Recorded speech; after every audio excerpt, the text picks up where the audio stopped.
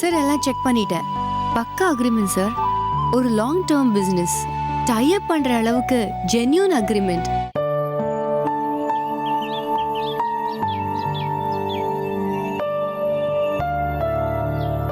அதெல்லாம் ஒண்ணும் இல்ல சார். பிசினஸ் சைக்காலஜின்னு ஒண்ணு இருக்கு. நம்மள அப்ரோச் பண்ற கம்பெனி என்ன மனநிலையில இருக்காங்கன்னு பார்த்துட்டு அவங்களுக்கு ஏத்த மாதிரி காய் நகர்த்தணும் சார். எப்பவுமே எல்லார் மனசையும் புரிஞ்சு நடந்துக்கிற தன்மை எனக்குள்ள இருக்கு. அது எனக்கு இப்போ பிசினஸ்லயும் ஹெல்ப் பண்ணுது. அவ்வளவுதான்.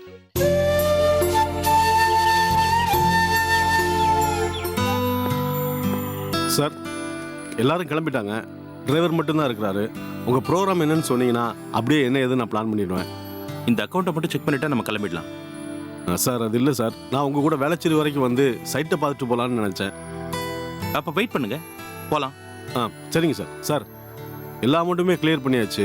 மரக்கடைக்கு மட்டும்தான் பேலன்ஸ் இருக்கு. ஏன் அதை செட்டில் பண்ணிட வேண்டியது தானே? சொன்ன நேரத்துக்கு செட்டில் பண்ணிடுவோம் அப்படிங்கிற பேர் நம்ம கம்பெனிக்கு இருக்கு. அதை கெடுத்துக்க வேண்டாம். இல்லை சார், செக்கு பாஸ் பண்ணுற அளவுக்கு அமௌண்ட்டு நம்ம அக்கௌண்ட்டில் இல்லை. ஏன் sir, if you don't mind, சும்மா ஞாபகப்படுத்துறதுக்கு தான். நான் ஒன்றும் குறையா ஒன்றும் சொல்லலை சார். சொல்லியா? இந்த பீடிகையெல்லாம் வேண்டாம். நீ நானும் மட்டும் தானே இருக்கோம். சார், போன வெள்ளிக்கிழமை கலெக்ட் ஆன அமௌண்ட்டு நம்ம அக்கௌண்ட்டுக்குள்ளே வரல சார். அது வந்துருந்தா இந்த ப்ராப்ளம்லாம் சால்வாக இருக்கும் சார்.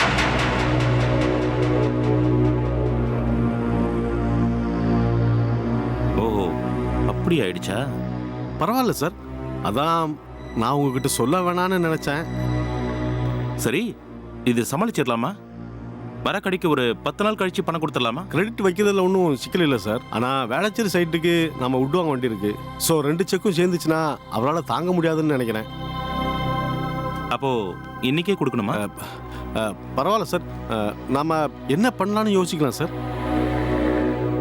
அந்த பணத்தை வாங்கிடலாம். But it will take time. சரிங்க சார், எனக்கு உங்கள் சிச்சுவேஷன் புரியுது.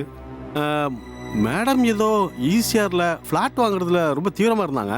நம்ம அந்த பணத்தெல்லாம் மறந்துட்டு என்ன பண்ணலான்னு கொஞ்சம் யோசிக்கலாம் சார். இல்லை, நான் சரி ஒன்று பண்ணுங்க. சொல்லுங்கள் சார். நீங்கள் கன்னியா வர சொல்லுங்க சார். கண்ணையா கொஞ்சம் வெளியே போயிருக்காரு. பரவாயில்ல சார், உங்களுக்கு என்ன வேணும்னு சொல்லுங்க, நானே போய். எனக்கு சாப்பிட்றதுக்கு ஏதாவது வாங்கிட்டு வாங்க. சாட் ஐட்டம் ஏதாவது வாங்கிட்டு வருவா சார், இல்லைன்னா பேக்கரி ஐட்டம் ஏதாவது வாங்கிட்டு வருவா? இல்லை சதீஷ், எனக்கு மைண்டு வேவரிங்காக இருக்கு. அதான் ஏதாவது சாப்பிடலான்னு. எனக்கு புரியுது சார். ஆனால் உங்களுக்கு தான் அந்த பழக்கம் இல்லையே சார். ஆமாம்ல, எனக்கு பழக்கம் இல்லைல்ல. எதுக்கு பழகிக்கணும்? சரி, வேணா விடுங்க சார். நம்மள மாதிரி பிஸ்னஸ் மேன்களுக்கெல்லாம் நம்முடைய கவலைகளை மறக்கிறது கண்டுபிடிச்சதுதான் சார் மது. அளவா சாப்பிட்டீங்கன்னா எந்த பிரச்சனையும் இல்லை சார். இல்லையா, வேணாம். நீ டிரைவர் வர சொல், நான் வீட்டுக்கு கிளம்புறேன். Okay sir. ஆனால் நேராக வீட்டுக்கு போகாதீங்க, வேற எங்கேயாவது போயிட்டு அப்புறம் வீட்டுக்கு போங்க.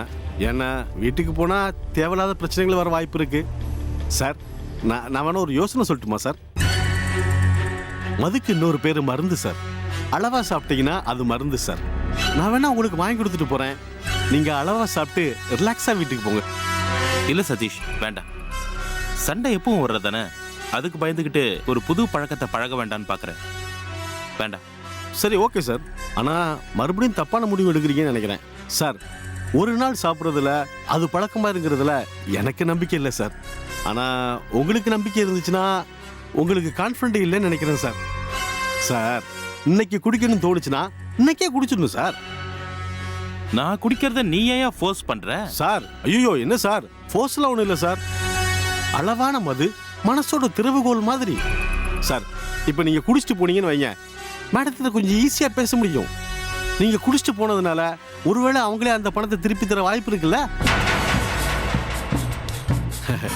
சார். கொஞ்சம் நிதானமாக யோசிங்க. அதுக்கு முன்னால என்ன சரக்குன்னு சொல்லிட்டீங்கன்னா நான் போய் வாங்கிட்டு வந்துடுவேன். ஒருவேளை உங்களுக்கு விருப்பம் இருந்தா குடிங்க, வேணாம்னா நம்ம அடுத்த பார்ட்டி வைக்கும்போது யூஸ் பண்ணிக்க போறோம். யோ, எனக்கு என்னையா தெரியும், முன்ன பின்ன குடிச்சதில்ல. ஏதாவது நீயே பார்த்து வாங்கிட்டு வா. ஓகே சார், நானே போய் வாங்கிட்டு வந்துடுறேன்.